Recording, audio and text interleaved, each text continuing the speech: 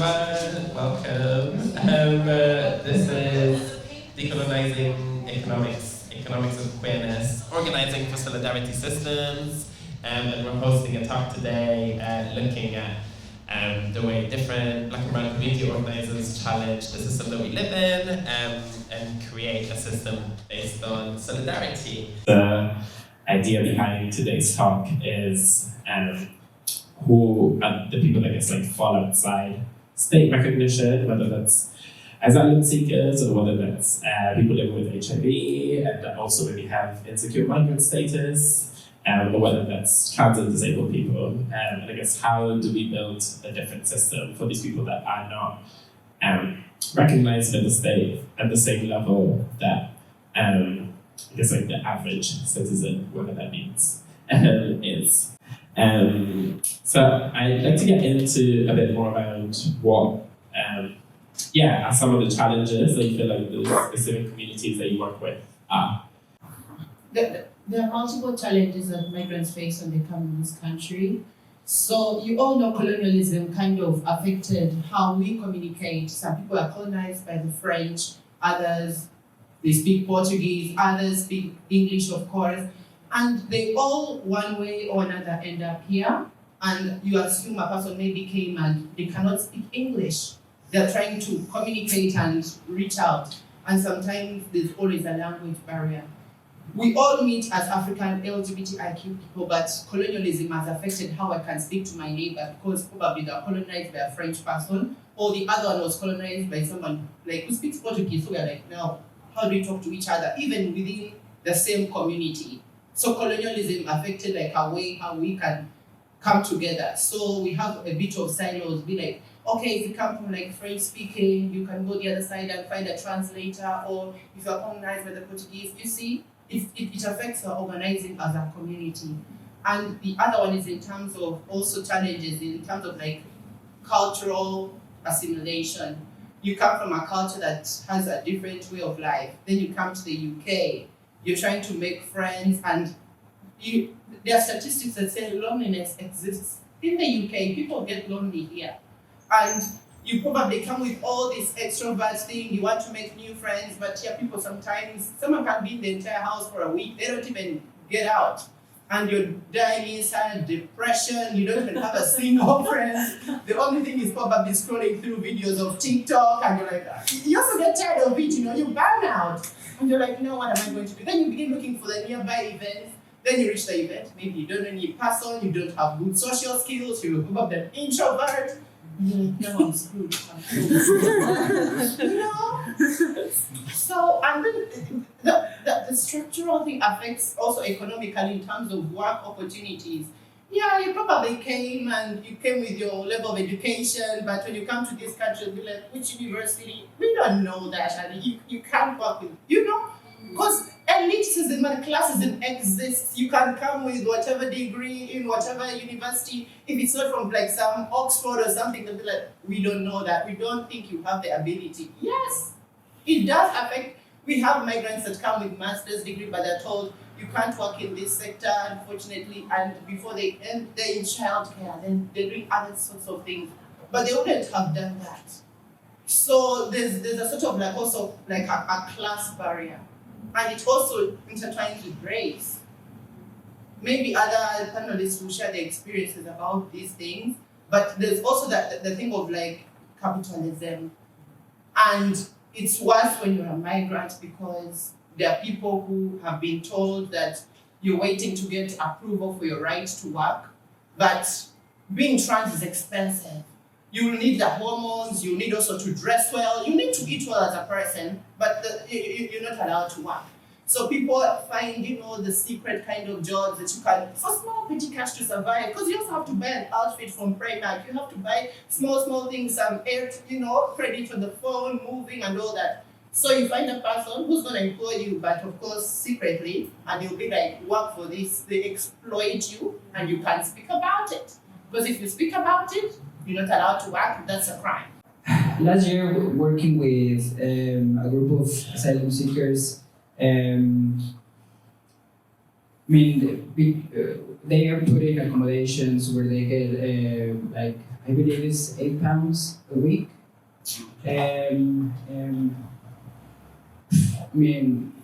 No offense, but like what can you do with that? They managed to stretch it out and also adapt to that, but like these people come with degrees or with apart from the degree, just like putting the fucking degrees aside, but they're putting these people in these rooms and to basically like crushing a little bit their anyway, sorry, I'm getting lost in my thoughts, but there is plenty of challenges and they will come to head. Anyway. If you're in science, every single step is proving yourself that you're worth it, even though you're already escaping a terrible situation that should be enough. But obviously, white government officials are going to be like, I need to know that you are truly running away from country. And it's like, how can you prove such a thing? It's not just a science, it's with hip and disability, for example. The amount of times we have to kind of have it up because it might not be our worst day, which is feels like you're putting on a performance or theatre, but in reality is you're having to perform and exaggerate to an extent just so you can get your foot in the door, just so you can get whatever little pay you can, just so you can survive. And we're having to do that, and having to advise our friends and community to do that. And it's demoralizing, it's not a nice thing to say to someone, saying oh, you're gonna have to really have it up or something, or lie about something, whether it be HRT, for example. Even now in those clinics, you have to hand up your performance on gender to get to get there. And when so much of that is not clear, the things you're basically marked on for being existing, and if you're struggling, it's really hard to learn about those things. It's really hard because then you'll start approaching the system and then be because you don't know these things, you approach these systems in good faith, and that's and I think that's something that we all end up doing because we want to believe that people do genuinely care. That goes a long way to realizing that our struggle is a common struggle that is it's designed to make us fight and wear ourselves out.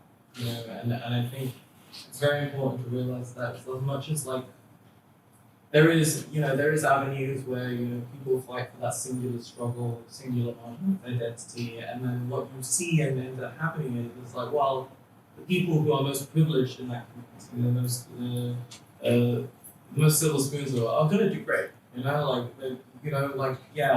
I'm sure we'll get sooner or later we'll get a trans billionaire or something like that. Great. I'm sure that'll be great, and it'll solve all our problems.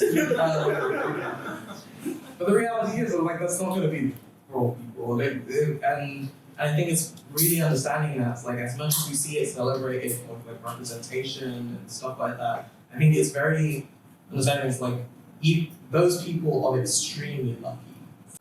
Why do you feel like the work that you do is kind of the solution to those challenges? Because I think historically there's been kind of NGOs or charities that are quite run and quite detached from the actual people, whether they're you or community grassroots projects that have way more tangible actions.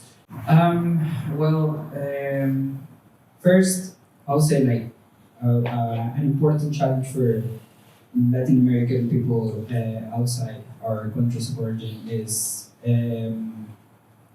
it's a buzzword, but visibility and in particular in the UK is be accounted for as an ethnicity, and if we are not accounted for, the money and the resources are not allocated properly to a community that is growing and growing, and it will continue to grow. And I think that's kind of like the first challenge in how my organization or the work that I do is tackling that. I would say again is with visibility. You know, like HIV transmissions in London were increasing, but not within the Latin American community. Why was a question of the authorities, because the authorities want to, or they like sanitary NHS want to achieve those goals of ending HIV by 2030, and if HIV transmissions are not declining within this group, this demographic, then is when action happens, right? So yeah, I guess if in a way we can contribute with make ourselves and our community visible, but not only visible but also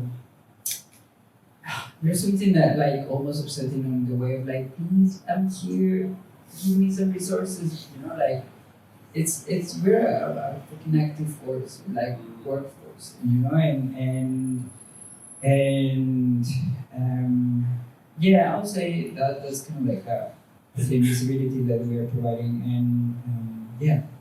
Yeah, I think like one of the things that we always end up encountering that we always end up having to deal with this. A lot of groups coming in and saying they want to do this thing to help the trans community, but they have no stake in it. You know, they have no skin in the game. So for them, it's like the end result that only really matters for them is that they're like responsible at the end, saying if they get a positive result. You know, like they can get funding for the next project that wants to help some marginalized community. And it's like, well, the people who might have helped or may have really helped, and you know, this project may have gone really well, but like we just left them now, you know, once that project's ended. And I think it's really important to realize that this isn't like necessarily UK specific problem. This is a worldwide problem in the sense that like NGOs that do come in, they set up their own, like they provide these somewhat material resources, right? But no way to sustain it. No way of like upskilling people, actually like providing skills and resources that allows those marginalized communities to become sustainable and prosper in themselves. And I think that's in a larger point in the way the large part of the sector works here in the UK. It's not about necessarily, you know, actually getting these people out of the situations. It's about giving just enough that you feel accomplished so you can get the next grant. Because like I think you know, like was it Shelter recently who had like something about good landlords or something like that. It's like you can't have a housing charity that who supports landlords. It's just completely antithetical. And it's things like that you have to have grounded principles in helping it. And it's very clear like when charities and third sector organizations do things like that sound very insensitive. It's because they have people who haven't experienced the things they're tackling try making decisions. Like it doesn't make sense for cis doctors to make decisions about trans healthcare. It doesn't make sense for asylum seeker applications and stuff to be decided by people who haven't experienced that. Yeah. Like we should be like attacking these things in the principle that like it doesn't make sense for why should someone be able to allow to assess someone in some way or assess their experience or rate them in some way if they haven't experienced something like that or haven't truly understood the plight and struggle. And I think it's important that while I was talking a lot about struggle, within our communities we have that unfunded joy. Mm. And that isn't easily as understood by people outside the community. And it's very very difficult to describe without actually experiencing it. And I think like we see a lot of things with capitalism and so like you've got to go for your 9-to-5 job and that kind of thing. So not necessarily and like spend the job for like 50 years and retire or whatever, and then you have good workplace colleagues and stuff. The reality is, if you're marginalized, the likelihood of you having good workplace colleagues is so slim.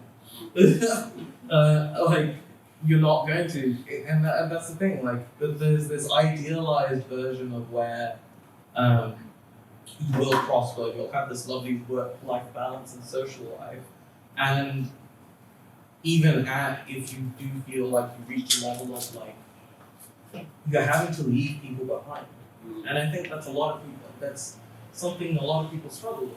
Like knowing that you are doing better than others, and not being able to like feel like you're giving back. And I think it's very important in the sense like you're allowed to take care of yourself. Yeah, you need to. Yeah, you do. Yeah. Because you won't be able to help others if you can't take care of yourself. But it is like a constant thing where.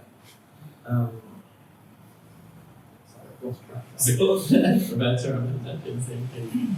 Yes, how do you feel like the work that you do challenges those challenges and aims to overcome them? So there's a thing Roberto said about visibility that touched me in a way that when we're doing this work, it's easy for us to get diluted as a community in a way that the face of something has to really identify and be that thing. For example, you might see like maybe they're speaking about women's rights and you see maybe a man on the panel speaking about women's issues. It's not that, yes, he can be an advocate, but he would not speak those issues like a woman would because of the lived realities. The thing about how it came about in terms of advocating for our rights as, Black people was also in terms of our issues were getting diluted.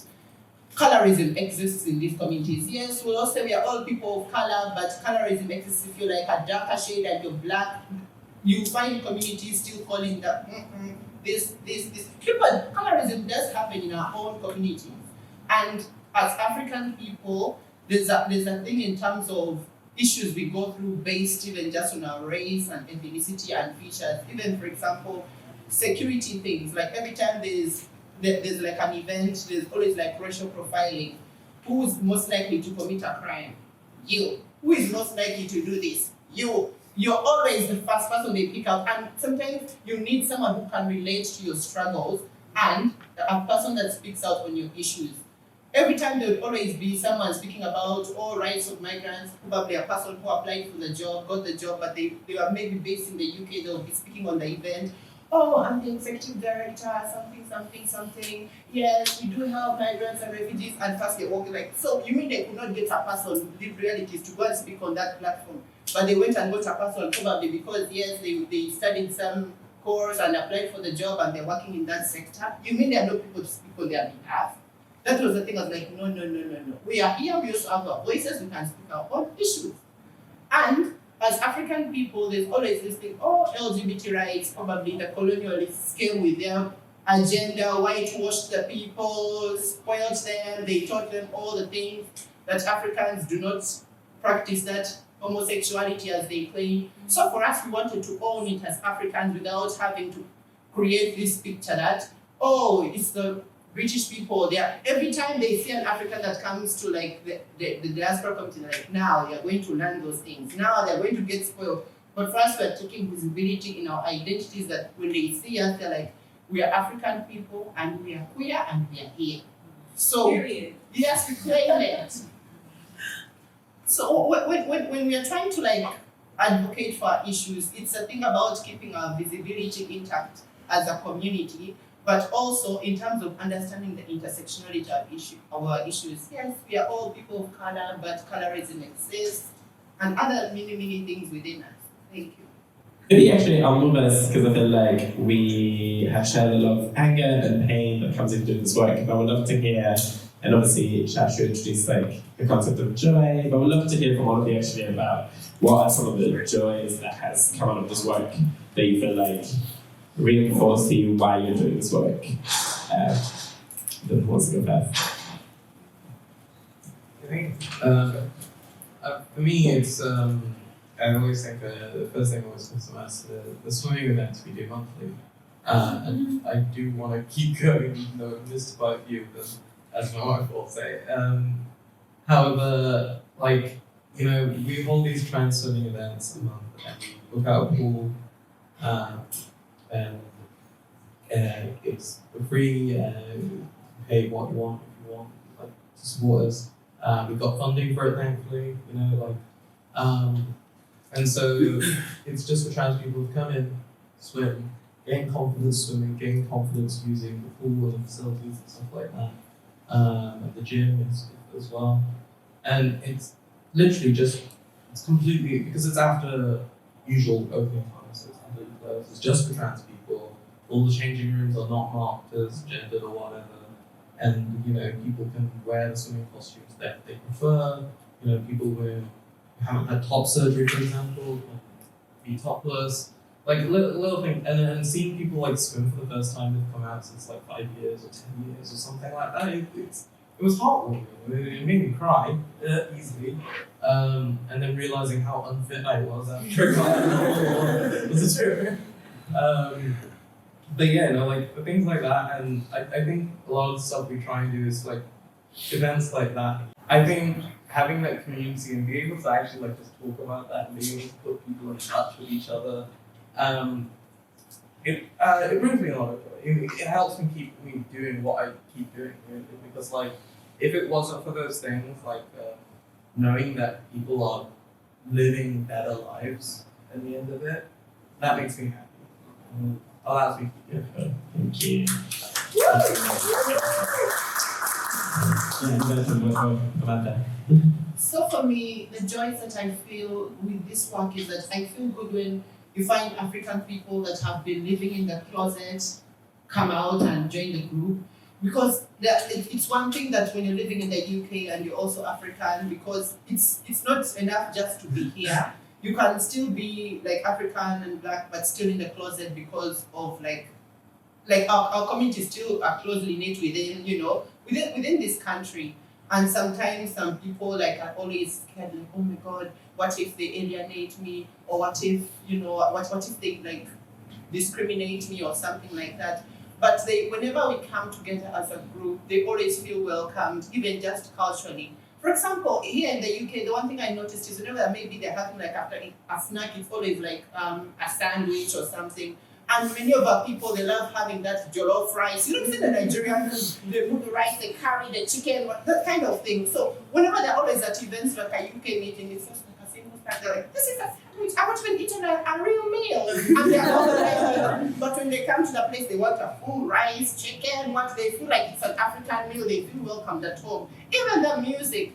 If you always sometimes go to like the disco bars in heaven, you're like, yeah, those are interesting.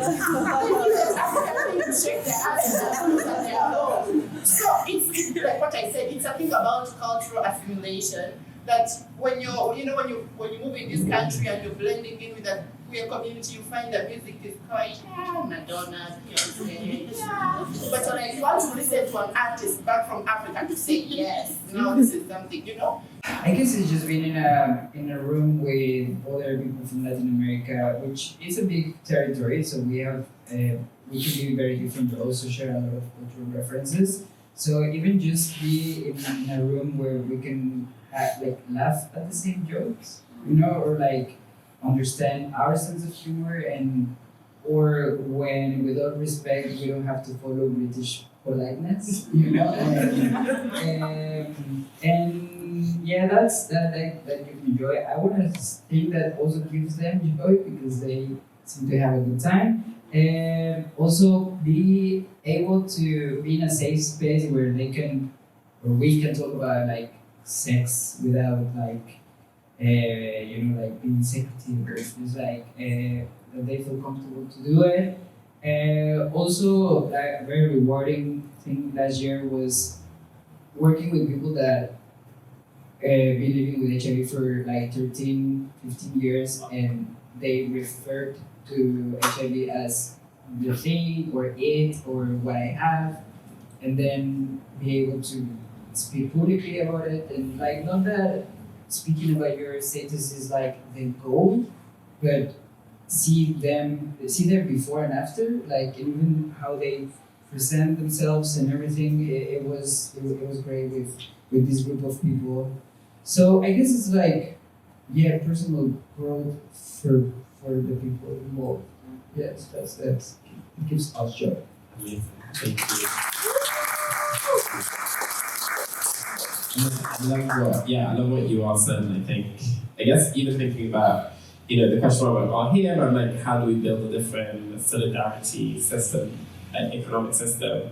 To me, it's like for people to lead joyful lives where they're allowed to grow.